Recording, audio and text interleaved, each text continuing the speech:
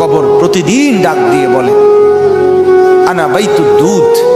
প্রত্যেকের কবর প্রত্যেককে ডেকে বলে, ও আল্লাহর বান্দা, জানো আমি পোকামাকড়ের ঘর, পোকামাকড়ের ঘর।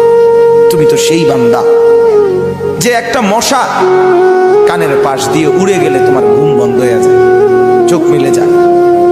একটা মশার গুনগুন আওয়াজ সহ্য করতে পারো না। একবার কয়েল, একবার অ্যারোসোল, একবার মশারি, এরপরেও তুমি চাও যে একটা মশাও যেন আমার কানের কাছে গুনগুন না করে।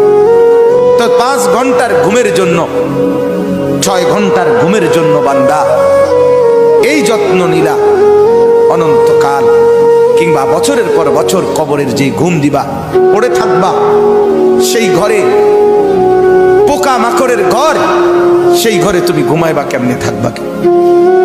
আমার বাপ